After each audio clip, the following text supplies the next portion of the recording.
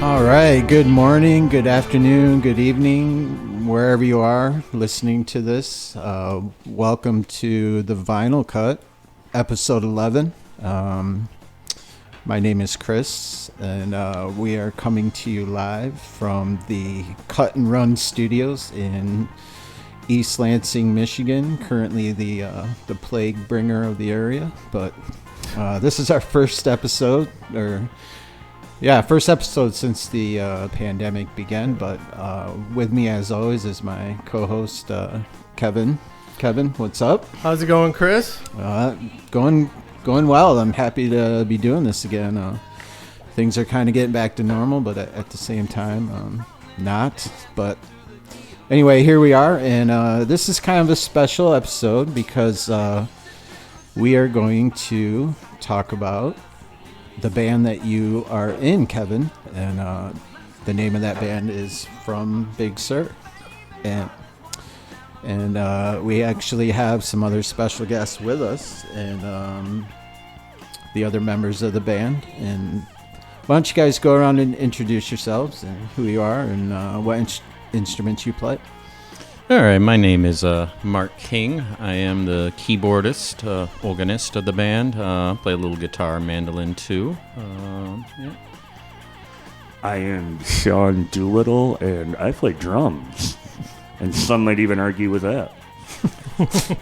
And Kevin, what is your role in the band? Sometimes guitar, sometimes the fool, sometimes bartender, sometimes I take care of the pool. All right. Nice. Fine. Well, for those unaware, From Big Sur is a experimental rock band based out of Lansing, and they're getting ready to release their latest album, which is called Infinite Mourning, which is their fifth and their third album to feature the current lineup of the band. We are missing one member, Wes, who plays bass, and I can never get Wes's last name right, so It's Ta-Ka-Chek. Ta-Ka-Chek. Yes, thank you. So we are missing Wes, but today we're going to talk about the new album and as well as the history of the band, and kind of talk about what the future may or may not hold. Who knows? But so I was just gonna serve as the Q&A guy, and whenever we're ready, we'll get it fired up. Before we dive into the new record, why don't we give the listeners a brief history of the band? How did the band start, and who started it? Where did the name of the band come from, and why? Sean? I answered an ad on Craigslist.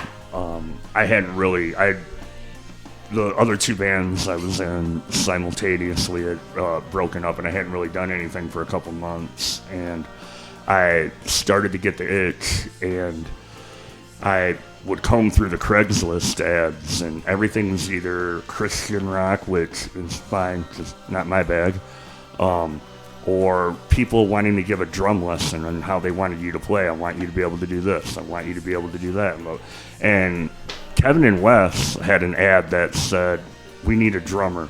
Led Zeppelin, Jimi Hendrix, Beatles, Rolling Stones." I'm calling that guy. And so we talked on the phone, I think, a couple times, and Kevin gave me very detailed directions to the middle of nowhere. And I went out, and Wes and I got together one afternoon, and right off the bat, we were kind of like, "Oh, yeah, this is cool." And Nice. it grew from there. Nice. Mark? Well, I came a bit later. It would be, I believe, 2013, and I also found an ad, a Craigslist ad, seeking keyboard player that plays, into the classic rock sounds of the Stones, the Beatles, Kinks. I'm like, it sounds like up my alley. I'd just gotten out of a echoes of Pink Floyd, playing lots of Pink Floyd for 10 years, and so I kind of needed to whet my appetite on other genres, other styles. So I sat in, had met these guys, and then a week later I was playing my first show at Moriarty's Pub. Yeah, I have it recorded too, by the way, and it's incredible. You'd think Mark had been with us for years and years, and you can even hear Kevin. That's Mark, our new keyboard player. We met a week ago. Yeah, it was pretty amazing. Going back further, Kevin, when did you and Wes start the band? Or how did that come about? Well, it really wasn't. We had no intentions of it to really be a band. I just before I moved to Portland, Oregon, I produced Wes's first solo album. Wes and I grew up in Dansville. His dad actually was and Wes was on the team with his brother, Little League team when we were in, I think, second grade. I think he would have been second grade and I would have been fourth, something like that.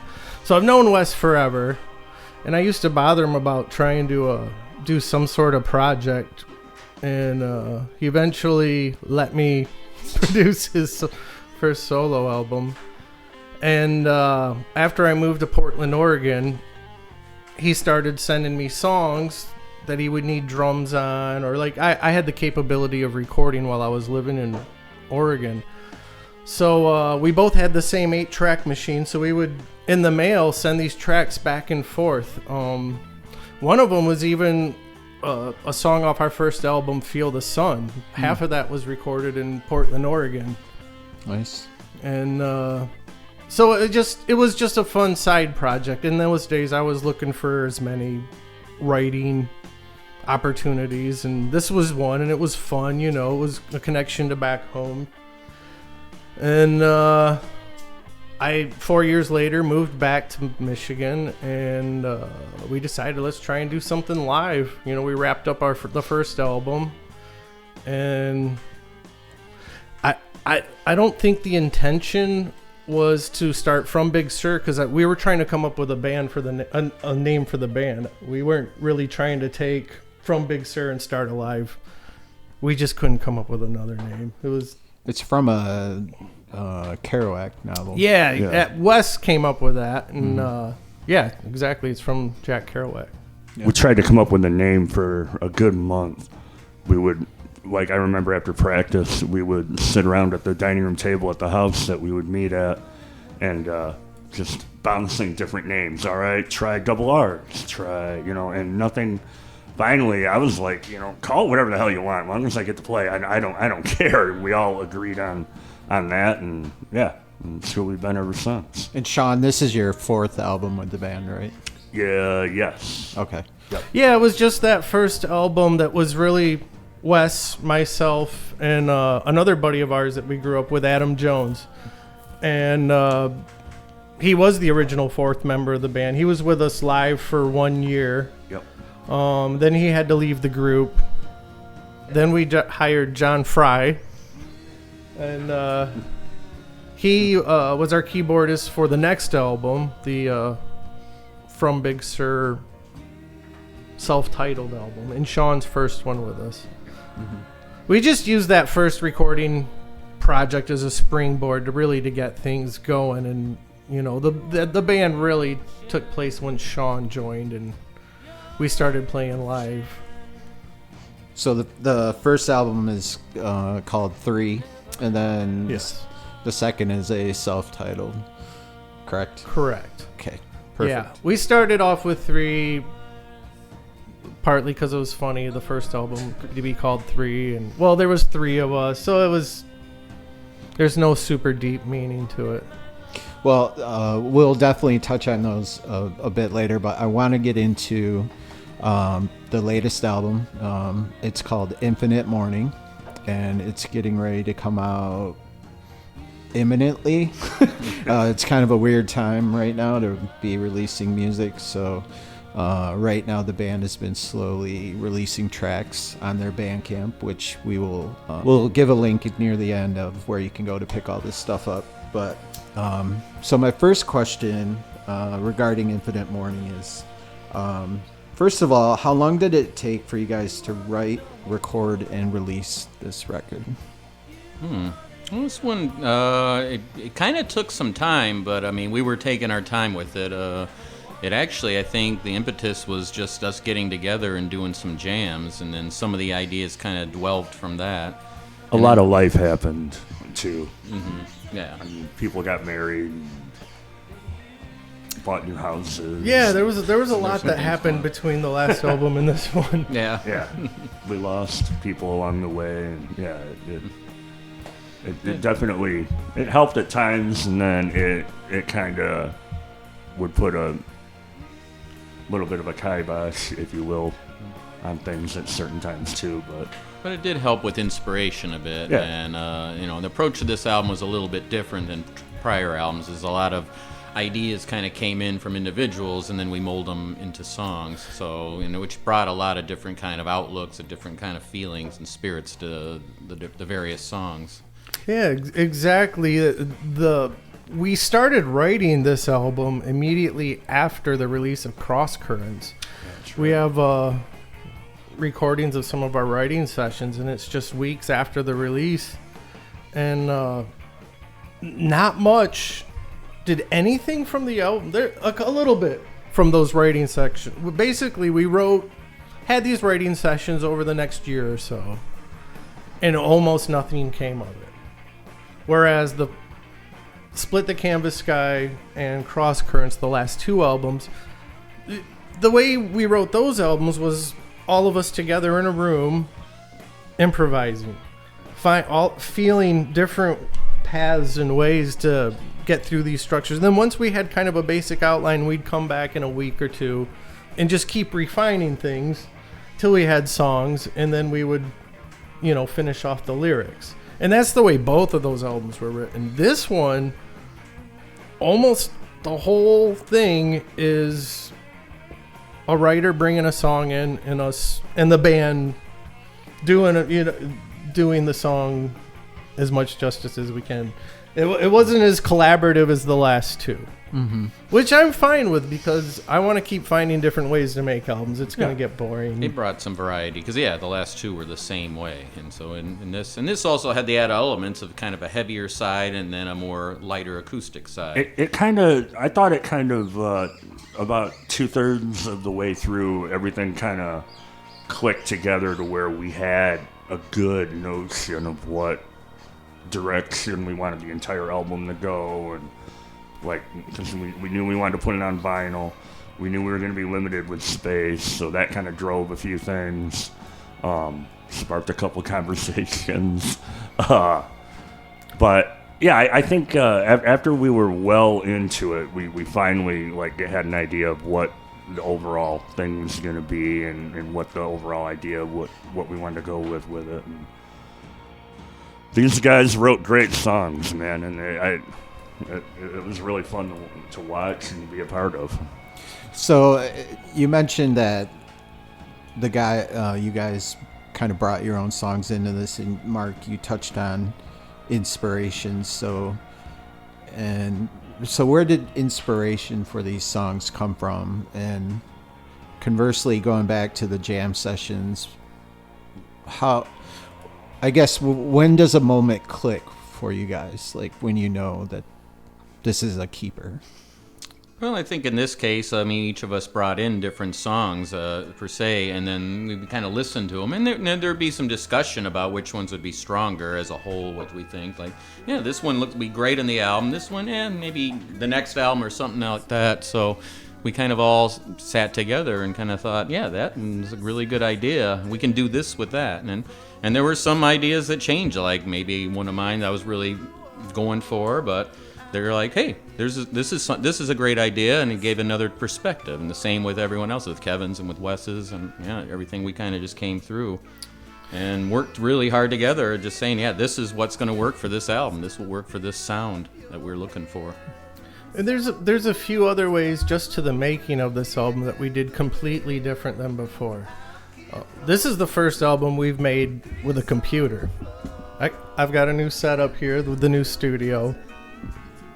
And excuse me, I took a year to kind of relearn this stuff before we really, started committing stuff to this computer. And it opened some doors. It allowed us to do things differently. Say, Mike or Mark. Mark has a really nice keyboard set up at home in his basement in his recording and practice area, and it's just crazy for him to try and haul all that over here. So we came up with ways, now that we're using the computer, to send tracks back and forth, so Mark could have his full comfy setup, everything he's used to, where it's supposed to be, and give me takes. And there was a lot of individual recording. We did that with quite a few vocal tracks too. I think Wes sang at least half of his lead vocals at his house, and then sent it. So there was a lot of different things we experimented with this, and it seemed to work out. It's amazing to me with technology how you can piecemeal an album together like that. But it works out with everyone's schedules, and it's hard to get everyone together at one time. And then when you do that, someone might not have as much that they need to do. So this way, we were able to efficiently, when people had time, they were able to put their track across, then send it to Kevin, and he puts it on his machine, and then there you go. We start building. That's the building blocks right there. And granted, Sean did his parts early on. We got the drums down first. That tended to be the basis for that, and then from there it's where we can add and do all the other items like vocals and harmonies, overdubs, things like that.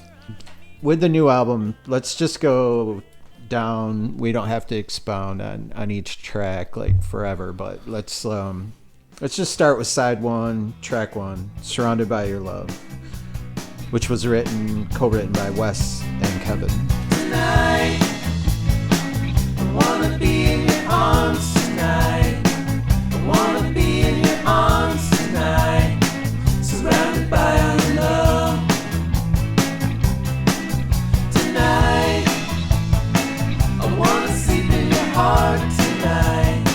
I wanna sleep in your heart tonight. Surrounded by our love.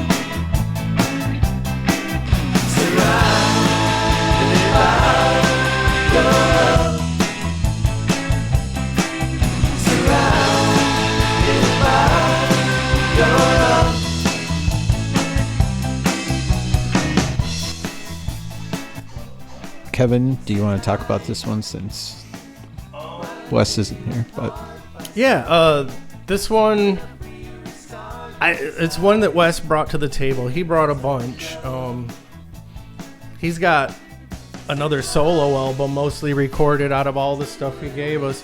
Well, of course, Mark too. He's gonna have his solo album here soon. There was so much stuff to choose from, but this one, after I got Mark's tracks back from him, I just loved what Mark did so much. I wanted to make this song work, but Wes had come to a stalling point, I guess, with the lyrics. Something he just wasn't clicking, and he said, if anybody wants to finish it off, go for it. So I wrote the lyrics because I wanted to hear what this thing sounded like finished.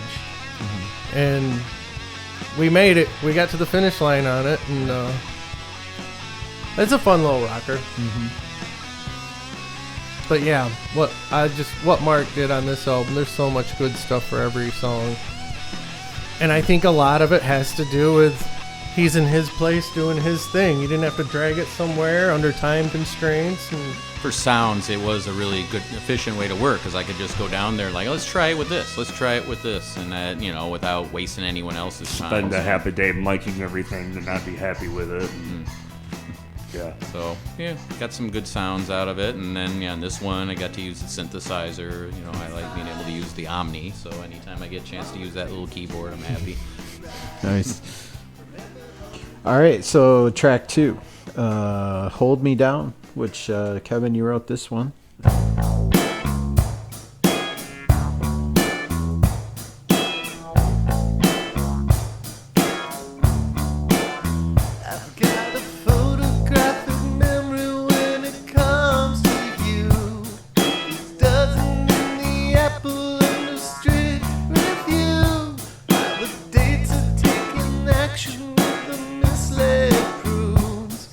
Sons of breaking bread over rye.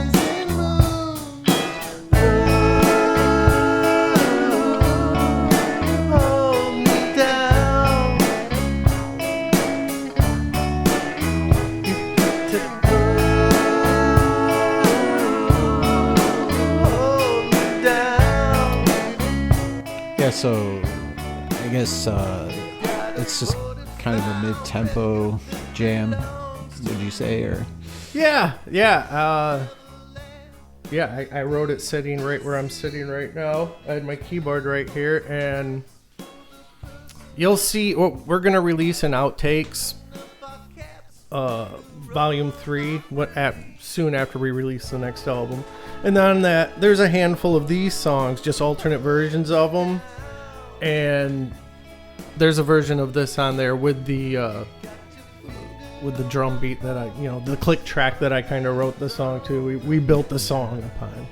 Kevin had told me he had an idea months before we ever did the drum track, and I think we were riding in the car, and what song was it, Kevin?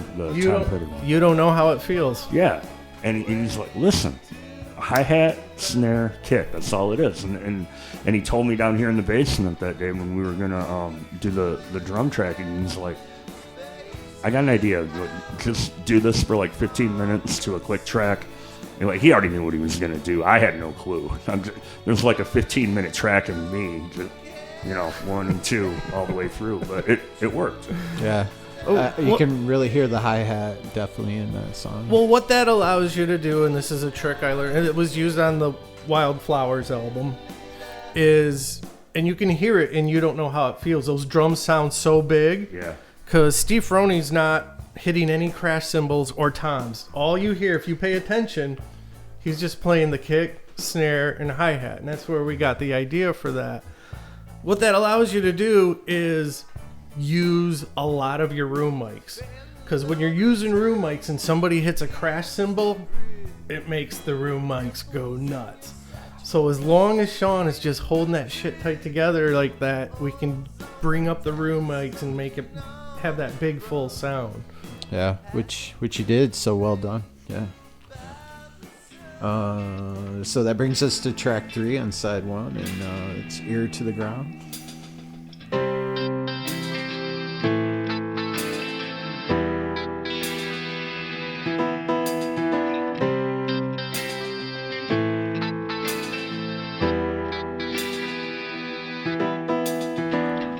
I've been staring at the empty streets in the summertime, wondering where are all the birds and bees that would dot the sky. Every little bird that flies away takes another life, falling down from her empty nest is a sullen cry. And I've been watching all the falling leaves in the autumn time, see decay of the present life, and we wonder why. Every day plays a shorter game, giving in tonight. All the changes that deep in the heart, and the blues clog all of my life. Put your ear to the ground, don't ever let us see you frown, 'cause some days you wanna cry, another move within time. I've been dreaming for a different way to keep my love alive. Why don't you fly? Yeah, I think when you guys were recording this album, we were over here hanging out and kind of, I don't know, partying for lack of a word, I guess. And you played me an initial demo of this, and it blew me away. And Mark, you wrote this song, and the whole album's great. Don't get me wrong. This song is like remarkable to me. There's just so many great aspects to it, the vocals, the harmonies, I'm assuming that's your keyboard that sounds like an accordion. So yeah, the Mellotron. The Mellotron. So yeah, Mark, talk about this song. Well, this song, interestingly enough, it had its origins in a lot different sound. There was a prolific period of writing, which actually the other songs that I bring to the album are kind of that kind of style, that was just all written on acoustic guitar. So this song just started out kind of like a patio jam where Sean and I would just play out and just kind of with that kind of conga sound, and then we realized, well, we need a little more electric sound in this one to to make it fill, because I had enough of the other side. So we ended up bringing in a lot more sounds, electric guitar, and then the accordion mellotron as you hear there, and then some of the piano. So I think those textures just add to it and add so much more and give it a kind of a different sound. It makes it a little sadder, I think, which it is kind of a sad tale about loss and how we overcome. So I consider myself a writer, and I could never come up with that line. Every little birdie that flies away takes another life. So kudos to you, and I don't know what else to say about this Thanks, song. man. But No, this is yeah, I'm with you on that one. This one's one of my, if not my favorite on the album. I have different varying favorites, but this one hung out there for quite a while, and it comes back every now and then. Definitely amazing jam. So that was track 3. Track 4 brings us to Waiting for Me, which was written by Wes.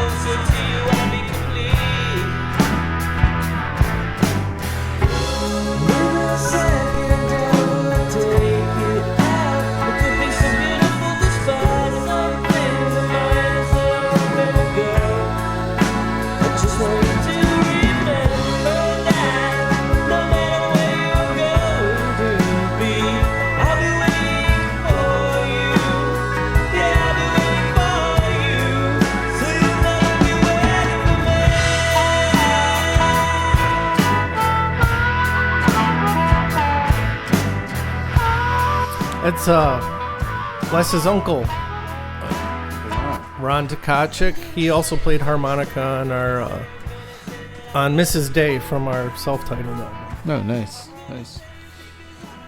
Yeah,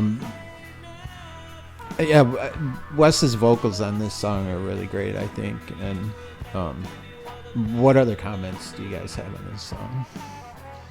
This was, for me, the first one that Kevin had gave me an example of, where I was really starting to see the way I thought the album would go.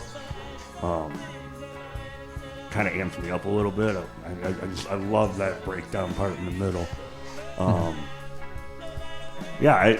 This was the one for me where it was like, okay, yeah, we could do this, and then it ended up going completely different from there. But it was the first one where I was kind of like, all right, cool, we got something going, and Nice.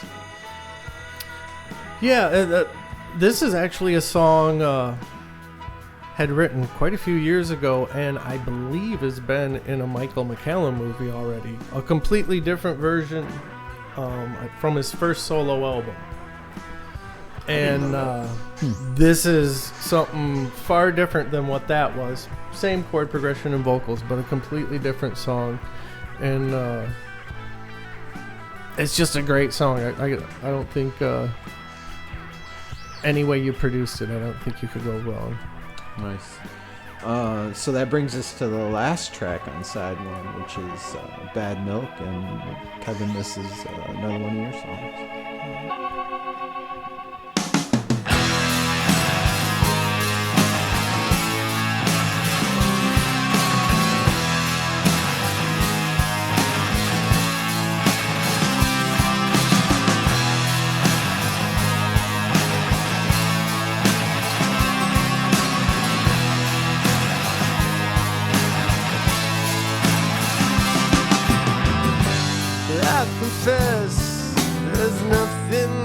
sun. The fishes are the ones who lead. I permit when nothing's ever said. The riches and the rest for free. For me.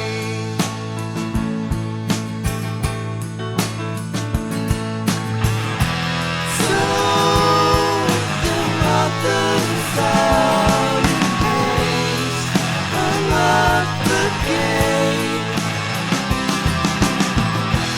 Hold each other now and say to come of age.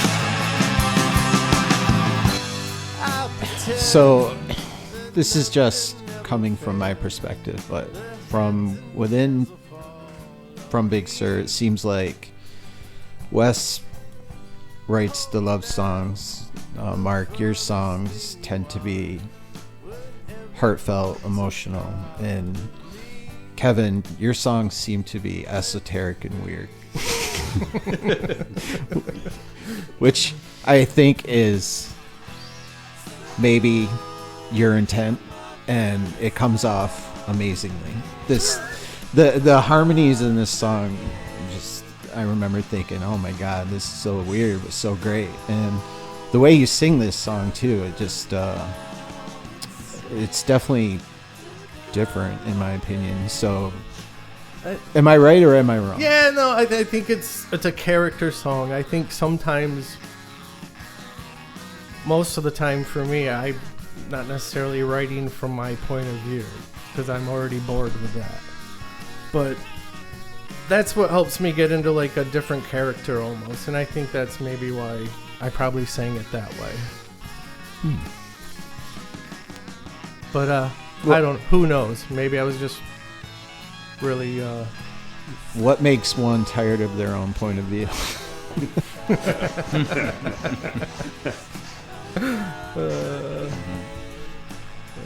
It's okay if you don't have an answer to that. There's got to be an answer to that.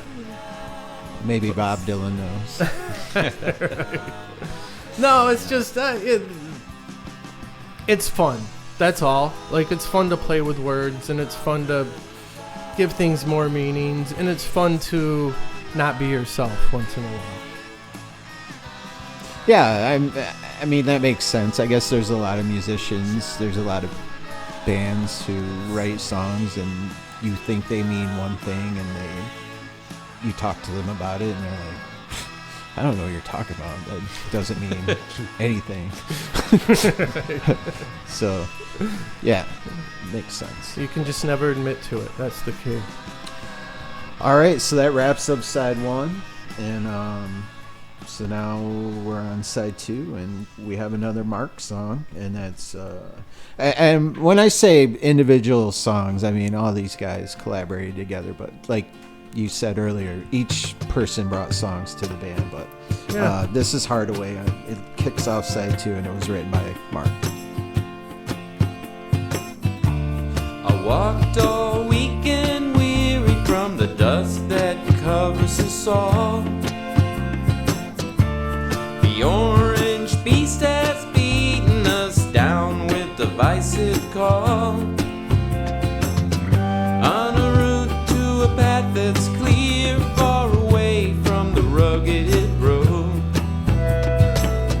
From a place we live in fear, a destination where all are cold. See a flag that harkens back to a time when none were free. Pulling in that tragic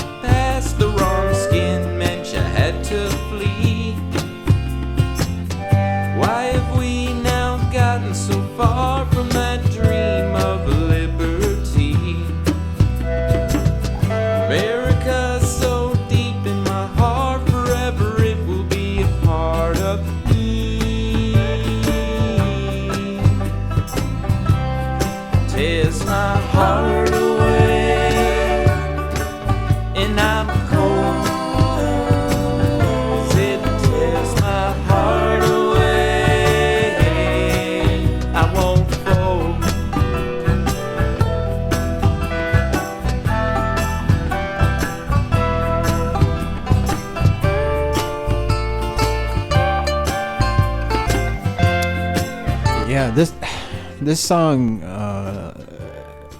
almost sounds like a late 60s, early 70s cosmic country psychedelic, a little bit. Yeah. A little bit rocker. It sounds like almost like a pedal steel in the background. Yeah, I That's, love the guitar. I don't own a pedal steel, but it's like my favorite sound in the world. No, you made that sound fantastic. No, but You really do. Yeah. I came up with a weird combination of a whammy pedal and a volume pedal, so I had to work a pedal per foot to come up with that, and it was just really hard to wrap your mind around. But we got lucky. It ended up kind of sounding like a steel guitar. Yeah. Didn't have to call Drew.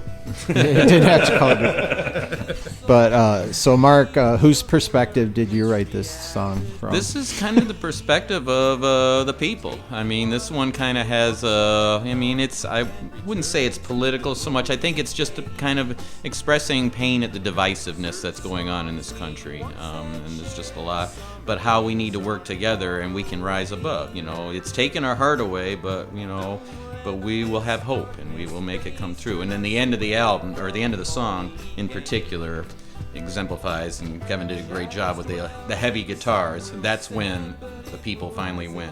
It's at the end of the song. So I hear some mandolin. Are you playing mandolin on this? yeah, or- I do a little mandolin in the like the middle part, and then Kevin's playing some banjo on here.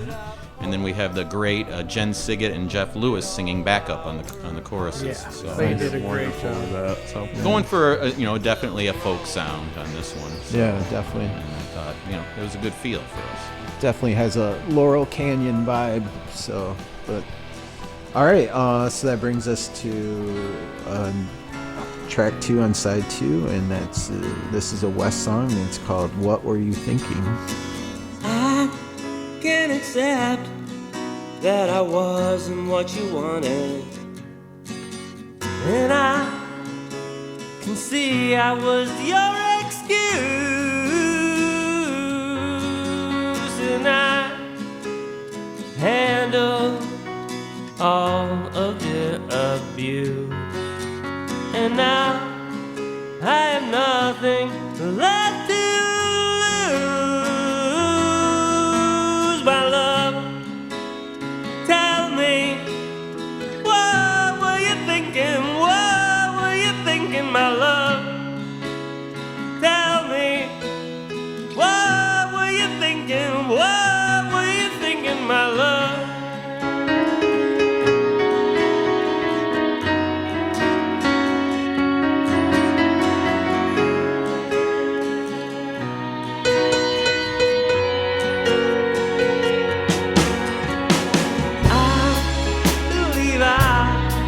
Everything that I could do to make you see my love for you was true. It wasn't enough to convince you that your life is worth living for. So you wanted to go and live as someone new, my love.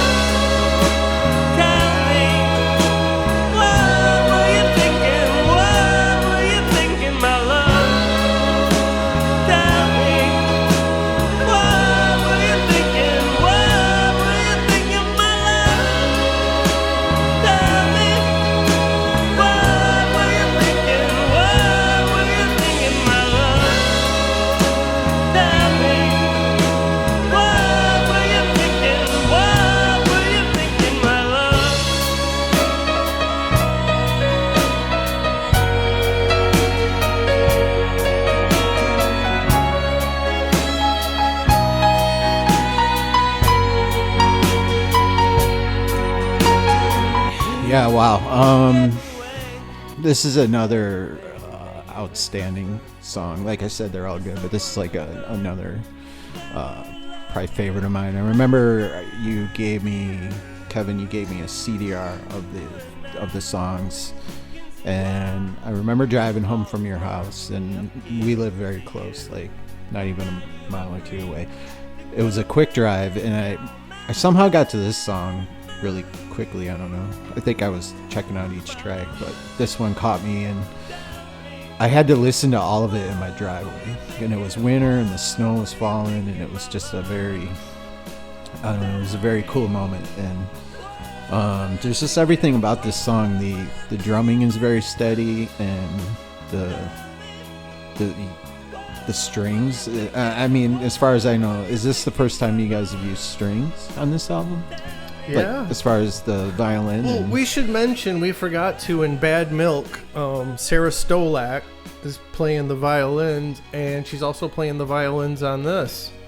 And just for me personally, something magical with this song, the way Mark's mellotron, and she did a couple tracks of violin, so there's just this really amazing full sound that I mean, the backing vocals too. It just kind of combines and gives it a very choral, like symphonic character. Yeah, exactly. Which is unique to us. It's not something we've really done before. we've never ELO'd before. Yeah. Yeah. Fun sidebar. Sarah had bands. She's from the East Lansing area. She was in bands Apollo 9, and then the first band Sean was in, he was in Millinery with Sarah. I actually met her through Chris Wardell. He had come over and Who's that guy? I had a drum kit in the basement of a house me and a buddy had been renting, and I would just go down and make noise basically, and I did that for about 7-8 months. And Chris came over and he's like, "Wow, you're getting pretty good." I'm like, "Yeah, it's kind of cool. I can actually play, different stuff." And then a couple days later, he's like, "I have a friend that's looking for a drummer. I gave you your name. She's probably going to call you." And I ended up playing with Sarah for 4 years, and we made one album. And she just happened to be in town when we were going to be available to do that. And another friend of ours from here in town, Mike Smalley, works at Elderly, and he was able to get a violin and a bow and everything. And Mike Smalley to save the day. That was so awesome of him. Nice. Yeah.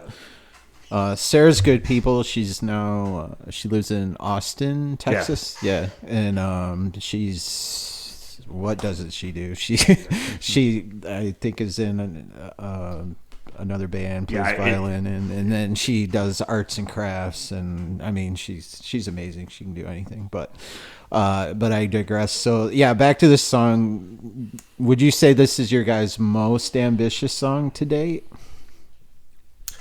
You know what? It started out so simple, and it just ended up as that. Yeah, I got bigger as I time liked went on. I liked the piano in West by itself. Really, I remember telling was it you or Kevin that. Yeah, I think you did. Yeah, It was just the piano and Wes's voice and that. And I think you had it for an outtake, didn't you, Kevin? Yeah. Well, is that? Yeah, I think you're right. I think that is on the outtake mixes. I should have. Not for certain. For certain. For certain. It was just thought of as almost an afterthought. Let's try to add some tron to it, and let's see what happens to it. So added a little like mellotron to it, a little string sound, a little bit of brass in there in the choruses, and it was getting full. And then when Sarah came by, let's try a little violin on there. I think it'll sound good together. So that's what turned it into the symphonic thing that it was. And then we just kept wanting to go with that. I'm like, yeah, this is different. This is something new. Yeah. Very cool. So that brings us to track 3, and we have another Kevin song, and this song is called Leaving.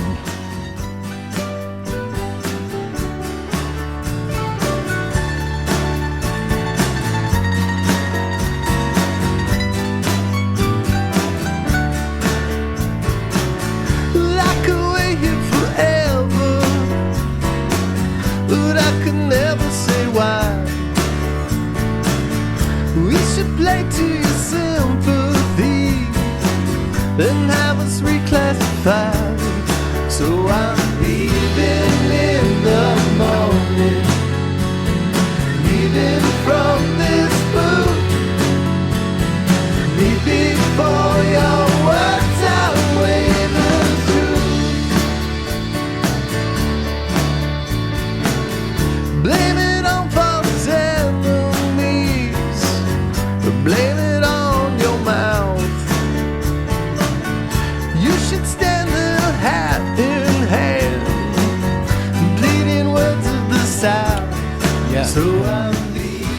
Was that more more mandolin?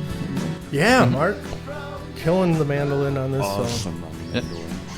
So the nail intro part. But yeah, there's also some accordion mellotron in the chorus too. Yeah, nice. Kevin, you want to talk about this song a little more? Oh, shit.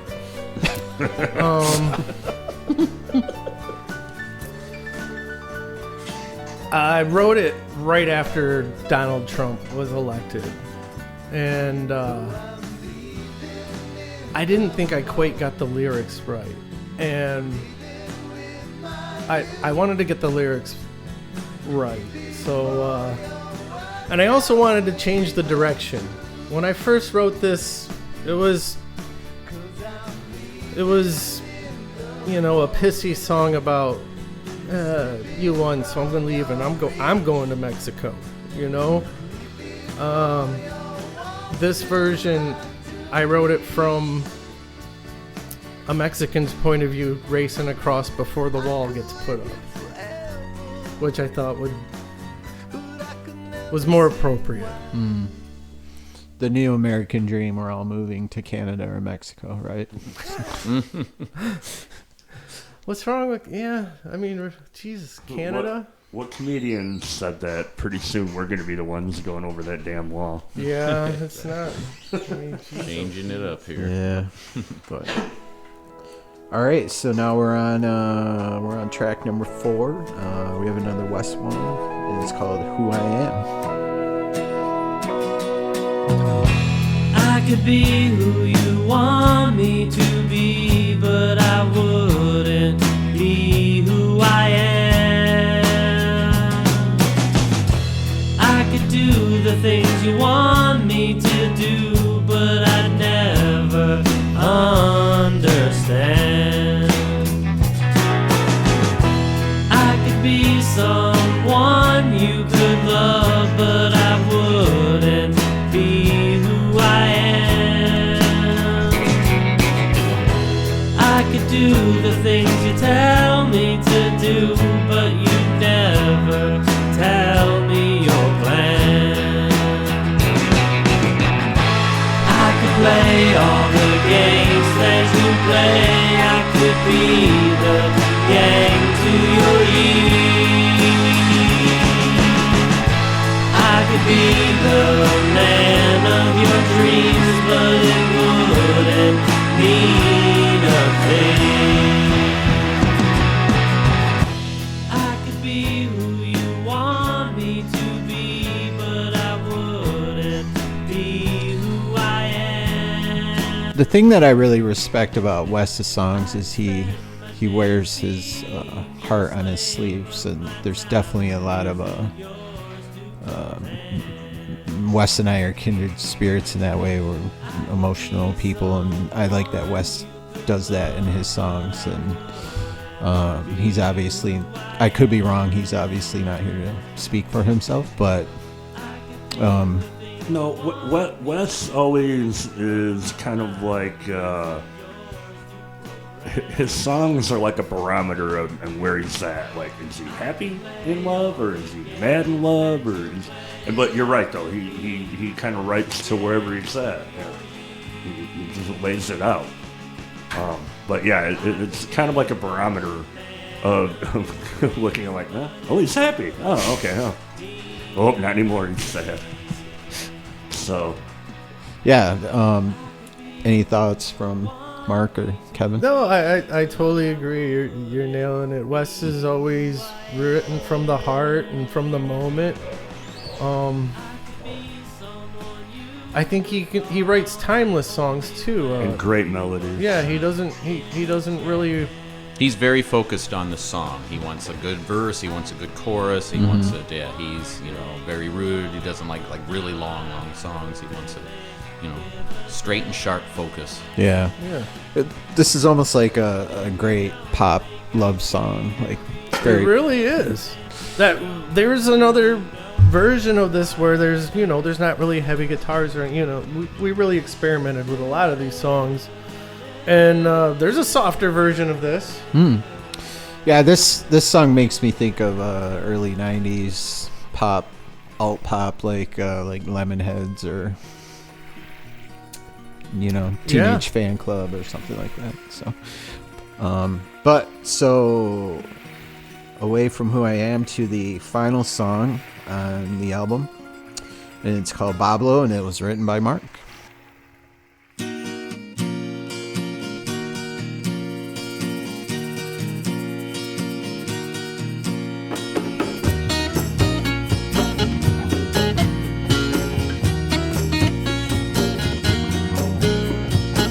I woke up wondering how the world could be like this,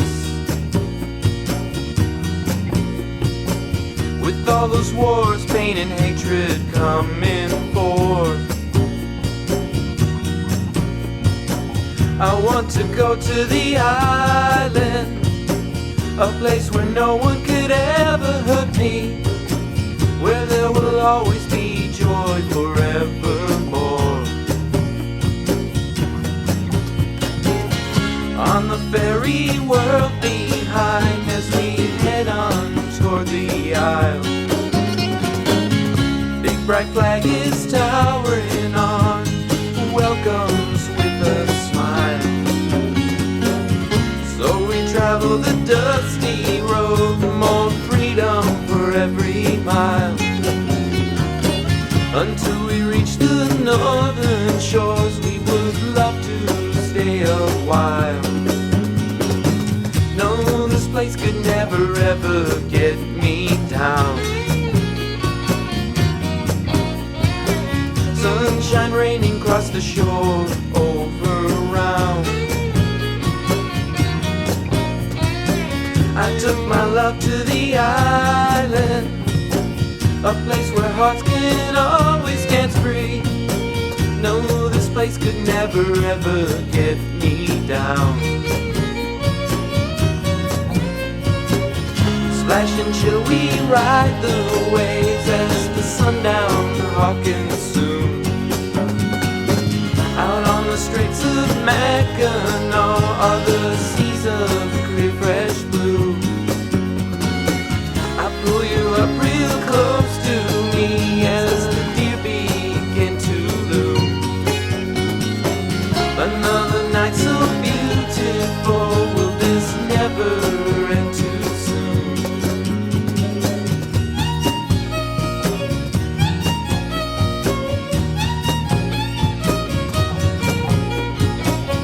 All right, so that was Bablo, the last song on the album.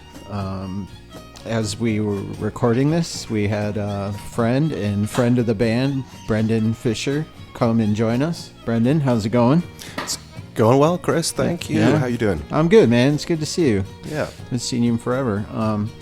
Brendan is actually a musician in his own right. He's a drummer.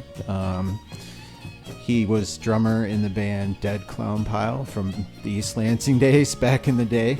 And he keeps saying he has a cassette for me somewhere. But anyway, Brendan actually is a collaborator on this album. Brendan, you played the cajon on Hardaway and Bablo. Do you want to talk about that? Yeah, I can a little. First of all, I'm really honored that you guys invited me to play on this record. It's a fantastic album. It's really, I'm lucky to be on it, honestly. I really enjoyed myself, and these guys made it a lot easier than I thought it would be. And I'm really impressed with the way it all turned out. It's great. I keep asking to just play the tambourine or something, but they never fucking let me play anything. So just get to write the damn. Have you ever played the tambourine before? You better start practicing. Walk in and pick up a tambourine. Well, yeah, okay, yeah. But yeah, Mark, talk about Bablo a little bit. There's some more Mando I hear on it. Oh some yeah, more mandolin. definitely in the intro and in the middle part. Definitely a a little solo in the middle. So. Little socially conscious song again. This one is, it's pretty much what it's about. We love this island that we come up and visit every year. Bois Blanc Island up in the near the top of the mitten near Mackinac and all that, and it's just such a wonderful place that this song came up with the chords like just on my patio, and then I was on the island just thinking about it, and I just light bulb went out. Like, this song's gonna be about the island, and the waves that you hear at the beginning of the song are waves from the island itself. Nice. I just recorded it simply on my phone, and then Game used. Wow. Game used waves. Alan Lomax be damned, some field recordings. So it's a very positive song, you know. It's just just a happy time. We're up on the island. We're escaping all the bull crap back here. It's like, I want to go back to the island, and this is really what the feeling is. You know, we want to go to the happy place. I thought it was about the crappy Detroit amusement park. Hey, I Long went there gone every- destination, Bobble Island. I did it first Summer when I too. was a kid. And yes, it was crappy. What the hell was the deal with the boat ride? It was like an hour and a half. You go for an hour car ride, and you go on a damn boat for an hour and a half. They were doing the best they could. Yeah, no, I went to Boblo as a kid. It was fun. It's an amusement park. Well, yeah, yeah. But this Boblo, This Pablo is not No, the same no, thing by it's any means. it's the no. opposite. It's desolate. Remote. Got to make your own Beautiful. entertainment. Yeah. Yeah. Sarah Stolak again on the violin. That's correct. Yep. Sarah. And yeah, she does a fantastic solo in this one, and she's giving it that extra oomph that, you know, Yeah. probably wouldn't exist, you know. Yeah, I was just gonna mention that really stands out. But any other thoughts on this album? I actually obviously have more questions, but anything else you want to add about the? Oh Songs well, or anything? we haven't quite decided, but when we release this or soon after, we're also going to release Outtakes Volume 3, which has a bunch of alternate versions of the songs from this album, and also I think it's 6 or 7 songs recorded for the album that you can only get 10 songs on an album, you know, because we wanted to press this up as vinyl, so we did have some time constraints as far as that's concerned, but we had all these songs, so we are going to release these and give them to anybody that buys Infinite Mourning will also be able to have the Outtakes Volume 3 for free also. Awesome. And once we do that, there will be. This is all through our Bandcamp, From Big Sur. Once we do that, you will be able to download, if you would like, the whole From Big Sur catalog, and it's over 100 songs now. Once we release these two, Wow. and there'll be a reduced, discounted one-time price yet to be determined for that. So I wanted to ask, as a close friend and someone with a somewhat outsider's perspective, this record for you guys seemed kind of tedious to make, and at times it was kind of, I don't know how else to put it, kind of hard. Brendan, maybe you have another perspective, but am I right or am I wrong, and why or why not?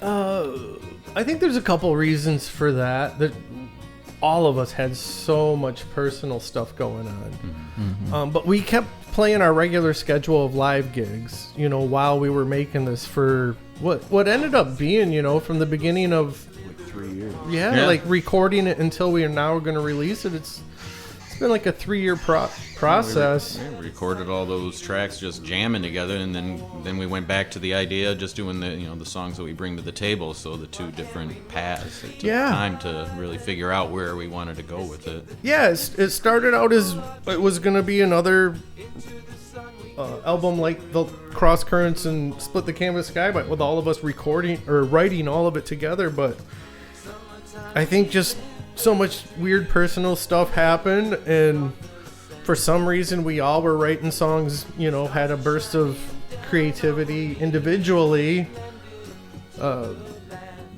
This album happened. It wasn't planned. It was actually planned to be something else, but I'm really happy with what happened. Can I ask a quick question here? Yeah. I'm just curious. You know, you have a lot of people collaborating on this album. Fantastic musicians. You know, Jen Sigurd, etc. And I'm just wondering if that was always a plan, or whether that came along later, in the middle of the creative process. I think we wanted to have some other musicians to kind of sit in on various tracks and all that. Like say your contributions and all that. They originated on patio jams that you, Sean, and I have always would have and all that. And then I really enjoyed that perspective and all that. We wanted to have violin on a song. I mean, and then when Sarah came to town, that was just really, really inspirational. Like, yeah, let's see what we can, get on that. What can she play on and then some backing vocals. I mean, we love Jen Siggett and Jeff Lewis. They're just such great people. We just like, you got voices of angels. Come sing on some of our songs. And they never sing together. That's true. Yeah, that was a lot of that was Sean's idea, because they both sing so well and sound so great together, but live they rarely sing together. That's weird. And Sean had a lot to do with that idea. I just wanted to hear them sing together. Yeah. So how have the songs evolved with this current lineup? How have the songs evolved from Split the Canvas Sky to this album? Is this just a natural I'm gonna say that word wrong. Is this just a natural evolution, or is it something you guys have had to work on? Maturation. That's the word I was looking for. if you're writing songs the right way, you can never plan too far ahead. There should be so much spontaneous inspiration when it really comes to writing songs. Anybody that sits down and says, at 3 o'clock, I'm going to write a ballad, there's no way that can be good. There has to be some magic in the room, some bolt of lightning from somewhere, and I think that happened with this album. We took our time and sifted through a lot of songs, and I think we picked the right ones. We kind of try to go into an album with a theme in mind, like Split the Canvas Sky. The theme was kind of psychedelic, using different sound effects, trying to really explore different textures. And then Cross Currents was a conscious decision to make it more heavy, make it more classic, like rock, just heavy rock. So that's true. Yeah, we really tried to freak out as much as possible. I think a lot of it was Split the Canvas Sky. Mark was this new guy that was coming in and blowing our minds with his playing and his ideas, and I think we wanted to push those limits as far as we could. I think during that album, there's a part where you and I, before we went to the bar, the Olympics were on, and we recorded 8 tracks of speed skating. You recorded it when you and I lived together. Yeah, I think that was Leeds, wasn't house. it? Was that in Leeds? No, it's in the bridge of Doubting the Way the Sun. Yeah, you're right. Yeah, that's and the if you listen, you can hear it coming in at 3. That's true.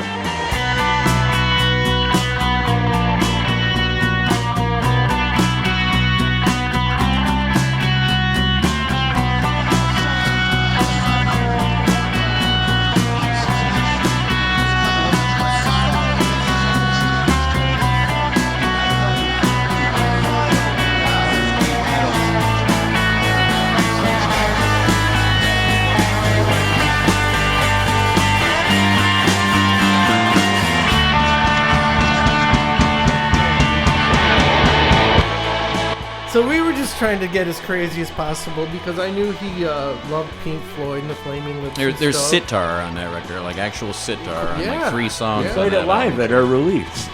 Jen actually, or somebody posted a photo that she did from our CD release that day. From Big Sur is playing. Yeah, with a sitar. And then Cross Currents was a conscious choice.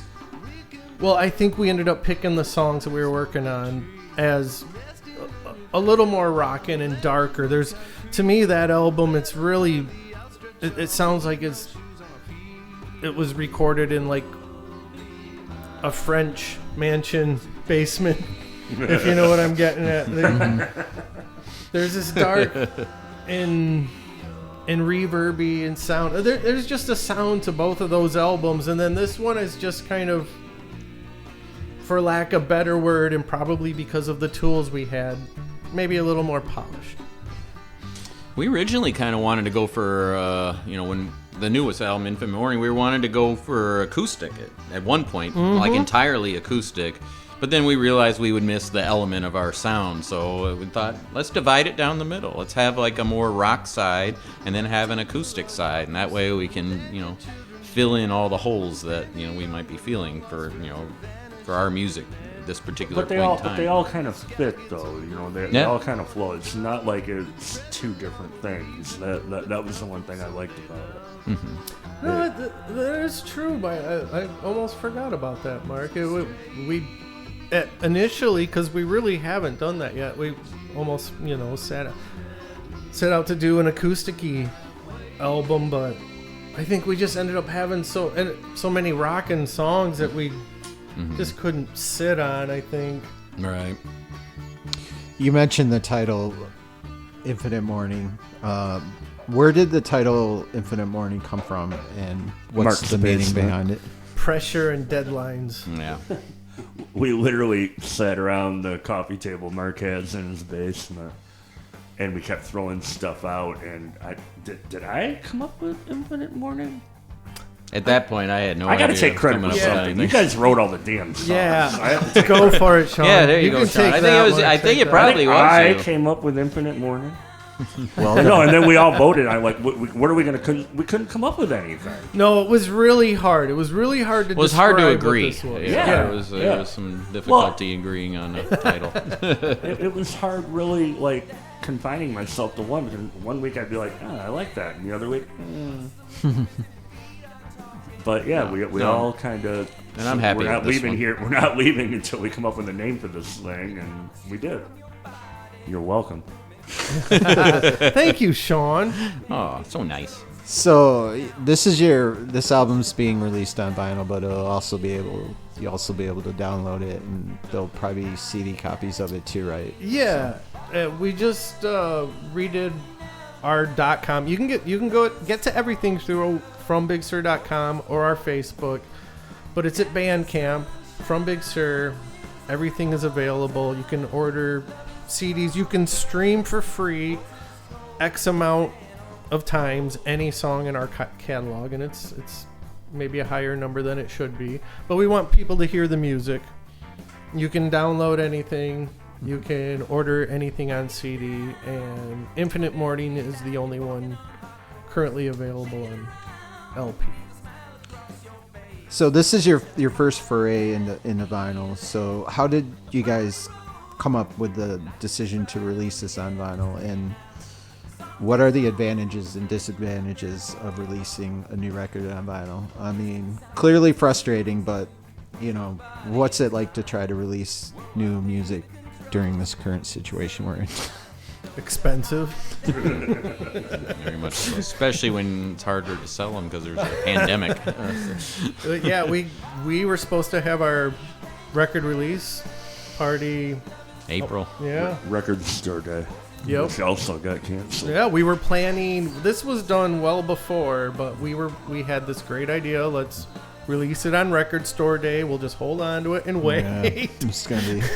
Weren't you guys playing tonight? Yeah, we were supposed to play tonight at Moriarty's. Pub, really? But there's no bands right There now. goes Plan B. There's no dates or time currently. Like, forgot all about that. True. It's weird. Probably Well, get you a gig at Harper's. Oh, did I say that? Oh, Oh. too soon. We're gonna have to cut that out. Yeah, sorry. But speaking of performing, obviously no shows on the horizon, and you guys do perform live quite often in the Mid-Michigan area. So how do you stand out right now? And then subsequently, would you say you guys thrive more in the studio or live? I think they're just two different animals. Yeah. They're two completely different things. I think in the wake of the pandemic, I think the studio, I mean, right now. Well, Yeah, and we have a unique situation too where we can kind of take advantage of that. And if it doesn't look like we're gonna be out of this for a while, well, might as well start putting some tracks down, I guess. We love playing live too, don't get me wrong. I mean, we really enjoy that and miss it a lot. And there's a lot of moments that playing live that you don't get when you're in the studio. I mean, the whole essence of playing together and keeping your chops up and then working together, and that helps for writing. And I'd like to do another album where we all kind of work together and improv again. And I think you get that largely by playing live. So I'd like to do it again. If you have never caught us after midnight, I recommend it. Yeah. No, and that's a good point, Mark. There's, for the last couple albums, we've had these moments where I wouldn't say that there's progressive songs, but there's songs that have a few more twists and turns, whereas this album is more an album of songs that are pretty straightforward verse, chorus, bridgey type songs. Once you guys do finally return to the stage, what's the first song you want to perform live? Dirty Love. Oh, that's a good question. Surrounded by Your Love. Let's open up the album. That's a good one. Because if we're going to play again, we're going to play this damn album. Because we do Yeah. it with every album that we've done. We got to do it with this one. We were just ramping up the live version of this album. We got a few practices into it before everything got shut down, and it's been months now. So It was really enjoyable playing the album. It really was. I had a great time. The two doing it. practices we had, or 2 or 3 maybe, that we played the About whole 3. thing. Yeah. It was fantastic. And then a pandemic came. But because this album was built, we never really had a chance to be in the room together and play all of the parts we ended up using for the album. So getting in a room together and playing that and hearing that for the first time, Almost for the first time. yeah, it was really fun.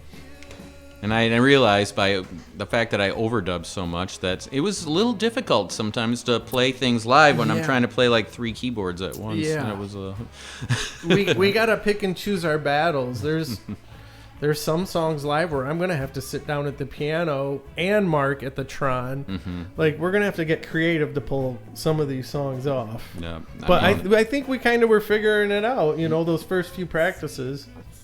Cool. Hey, were all these songs purposely written for this album, or did you bring in other songs that you just hadn't been able to fit into other projects?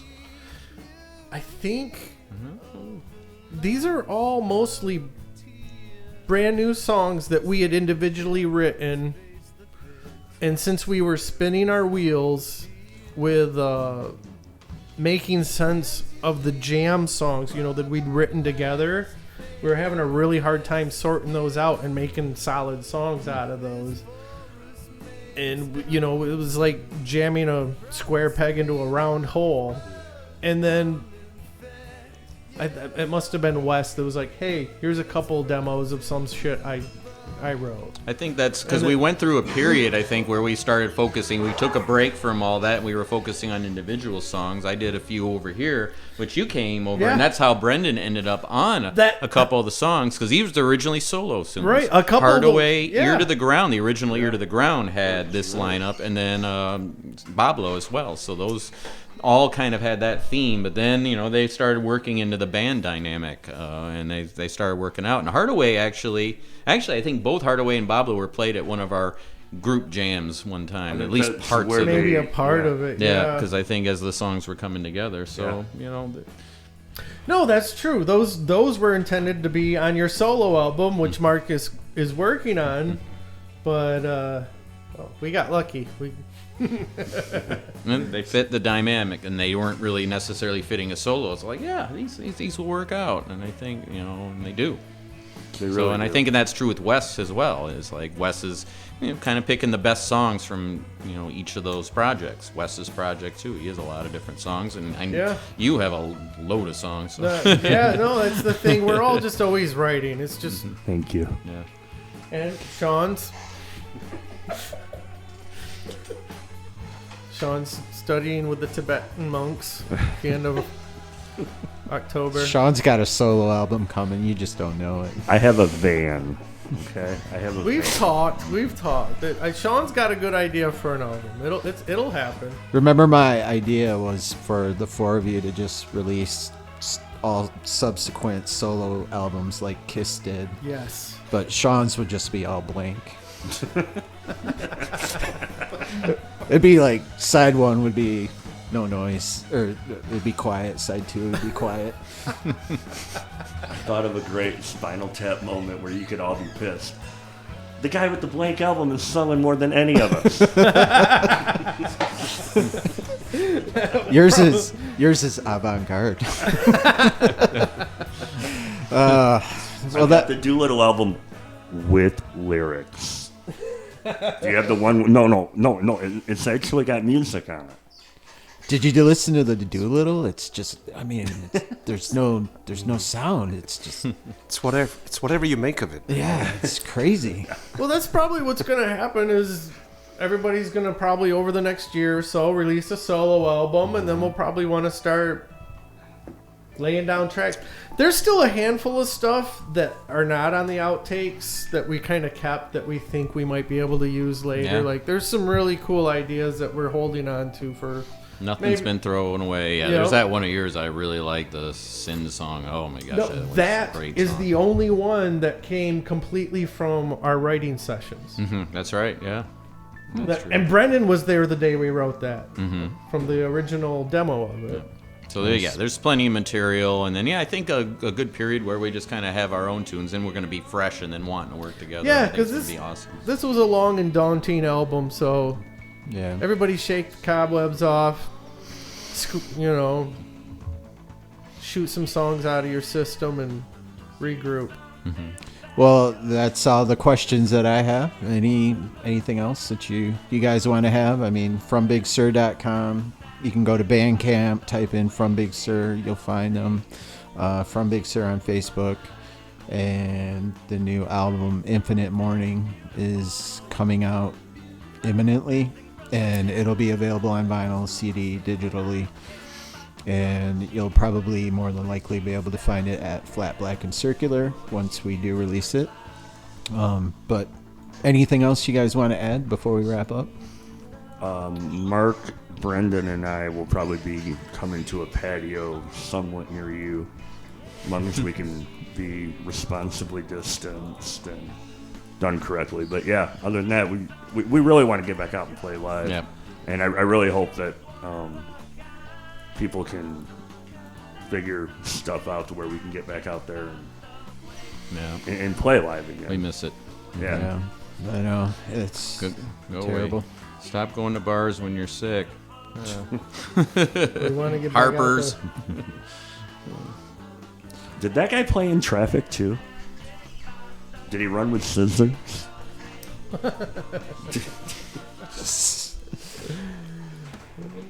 Take us home, Chris. All right. Well,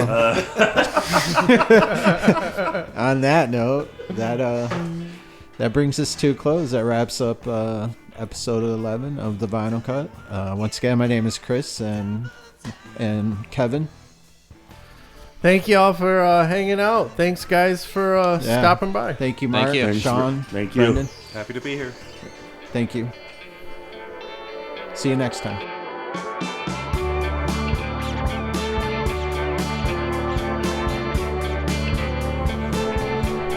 This video and or podcast includes copyrighted material for the sole purpose of commentary, review, and education regarding the copyrighted material. The Vinyl Cut makes no claims of ownership of any of this copyrighted material. This use is protected under United States law, specifically Section 107 of the Copyright Act, as it applies to fair use of copyrighted material for the purpose of criticism and commentary. If you are the owner of any copyrighted material appearing here and wish for it not to be utilized for this purpose, please contact us directly at wardellc@msu.edu and be sure to check out the Vinyl Cut on Facebook.